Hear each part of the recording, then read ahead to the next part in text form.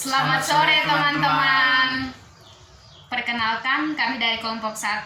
Nama saya Ana Julia Sefira Fahik. Di samping kanan saya Ensi Manuel. Di samping kiri saya Maria Merinda Karmo. Oke teman-teman, langsung saja. Pada pertemuan kali ini kami akan membahas tentang konsep uang, konsep kurs, dan konsep devisa. Yang pertama, konsep uang. Teman-teman tentunya sudah tahu apa itu uang. Uang adalah suatu alat atau benda yang digunakan oleh masyarakat umum untuk melakukan penukaran. Kemudian uang juga pada saat waktu bersamaan sebagai alat penimbun kekayaan. Tahukah teman-teman sejarah perkembangan uang? Ada lima tahap dalam sejarah perkembangan uang. Yang pertama, tahap sebelum barter. Teman-teman, pada tahap ini masyarakat yang dulunya belum mengenal adanya pertukaran karena setiap orang melakukan usahanya masing-masing untuk memenuhi kebutuhan hidupnya. Yang kedua, tahap barter. Pada tahap ini masyarakat melakukan penukaran barang dengan barang yang dinamakan tahap barter. Yang ketiga, tahap uang barang. Pada masa ini timbul benda-benda yang selalu dipakai masyarakat untuk melakukan penukaran pada zaman itu. Nah, pada tahap ini ada juga kesulitan yang didapatkan masyarakat zaman dulu, yaitu kesulitan mempertemukan orang-orang yang saling membutuhkan dalam waktu yang bersamaan. Kesulitan ini yang mendorong manusia untuk menciptakan kemudahan dalam hal penukaran dengan menetapkan benda-benda tertentu sebagai alat tukar. Yang keempat, tahap uang logam.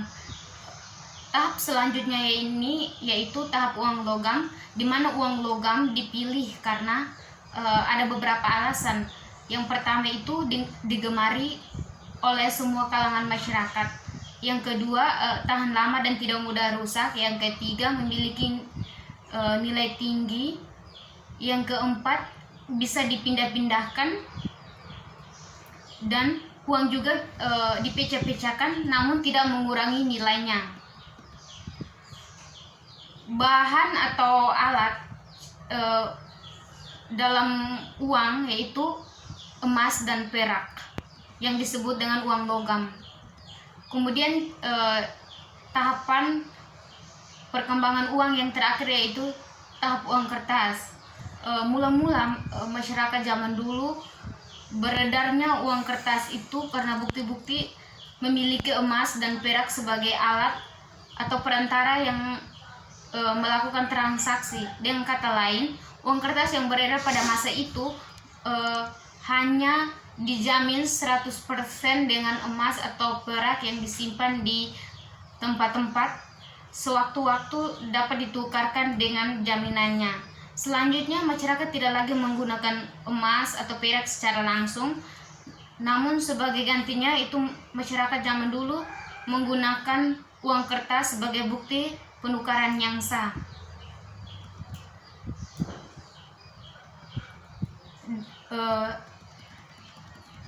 Fungsi asli uang.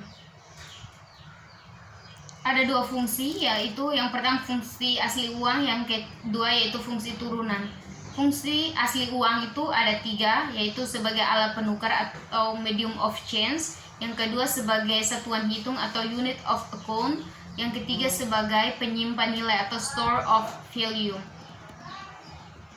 Yang kedua itu adalah fungsi turunan, di mana sebagai alat pembayaran.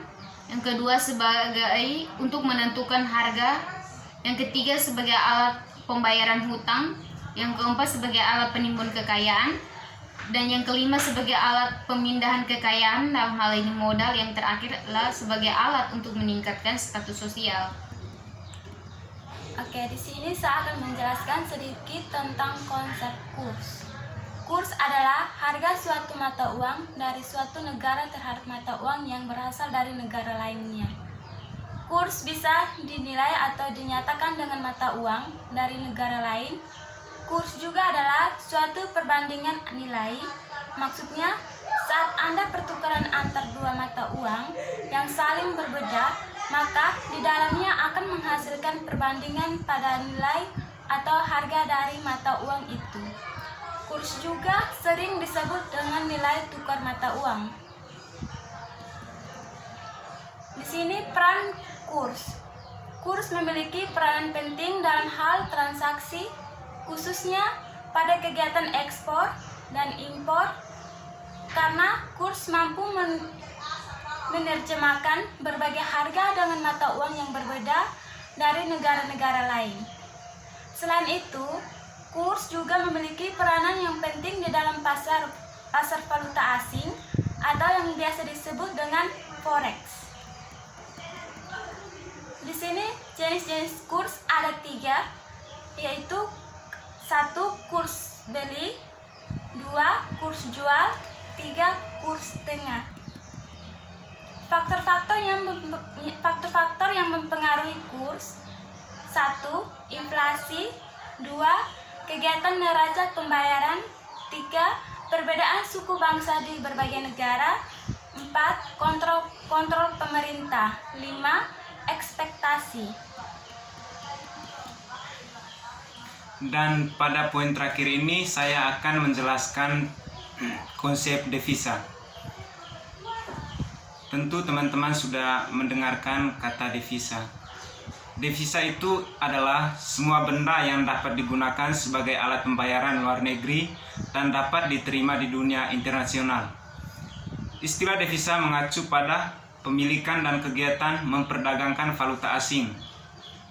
Menurut Kamus Besar Bahasa Indonesia, devisa adalah alat pembayaran luar negeri yang dapat ditukarkan dengan uang luar negeri. Dalam kegiatan perdagangan internasional, adapun fungsi devisa yaitu sebagai berikut. Yang pertama, alat pembayaran luar negeri, yaitu terdiri dari perdagangan, ekspor, impor, dan seterusnya. Yang kedua, alat pembayaran utang luar negeri. Dan yang ketiga, alat pembiayaan hubungan luar negeri, misalnya perjalanan dinas, biaya korps, diplomatik, kedutaan, dan konsultan, serta dihibah luar negeri. Dan yang terakhir, sebagai sumber pendapatan negara.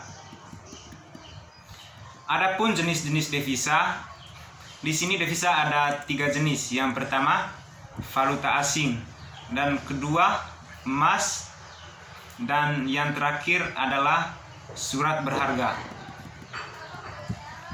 Oke teman-teman, sekian materi dari kami.